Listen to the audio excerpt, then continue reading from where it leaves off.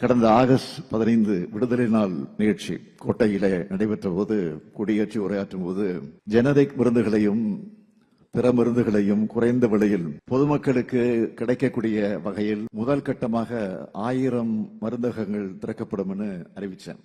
அந்த அறிவிப்பு இன்னைக்கு செயல்பாட்டுக்கு வர்றது பெரும் மகிழ்ச்சியை கொடுக்கிறது.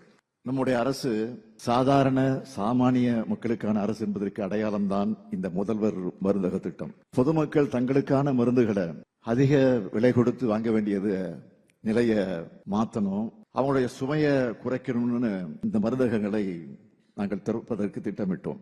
சுகர், பிபி என்று சொல்லப்படக்கூடிய நீரிழிவு, ரத்த அழுத்தம் போன்ற பாதிப்புகளுக்கு தொடர்ந்து அதிக அளவு மருந்துகளை வாங்க வேண்டிய இருக்கிற காரணத்தால் அதிகமான செலவாகுதுன்னு பலரும் கவலைப்பட்ட காரணத்தினால இந்த மருந்தகங்களை திறக்க நாங்கள் திட்டமிட்டோம்.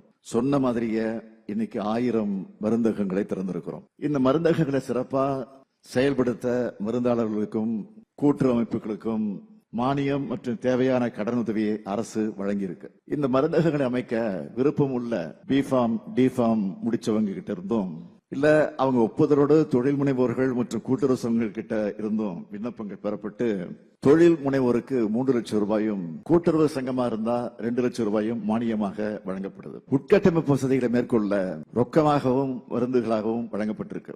அதோட முதல்வர் மருந்துகளுக்கு தேவைக்கேற்ப உடனடியாக அனுப்புகிற வகையில மாவட்ட மருந்து கிடங்குகளிலிருந்து 3 மாசத்துக்கு தேவையான மருந்துகளோட இருப்பு பராமரிக்கப்படுது. சாலி கிராமத்துல தமிழ்நாடு மருத்துவ சேவை கழகத்தால மத்திய மருந்து கிடங்கு அமைக்கப்பட்டிருக்கு.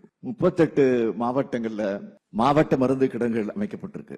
மாவட்ட மருந்து கிடங்குகள்ல அனைத்து உட்கட்டமைப்பு வசதிகளான ஏசி, குளிர்சாதன பெட்டி, ராக்குகள் மற்றும் கணினி எல்லா வசதிகளும் அமைக்கப்பட்டிருக்கு. மற்றும் தேவைப்பட்டியல் பெறப்பட்ட 48 மணி நேரத்தில் மருந்துகளை வாகனங்கள் மூலம் இந்த முதல்வர் மருந்துகளுக்கு அனுப்பி வைக்க வசதியும் ஏற்பாடு செய்யப்பட்டிருக்கு. முதல்வர் மருந்தகங்கள் சிறப்பா பணியாற்றும் வகையில மருந்தாளர் மற்றும் தொழில் முனைவோருக்கு 3 கட்டமா பயிற்சியும் வழங்கப்பட்டிருக்கு. இதனால பிஃபார்ம், டிஃபார்ம் படிச்ச 1000 பேருக்கு வேலை வாய்ப்பு கிடைச்சிருக்கு.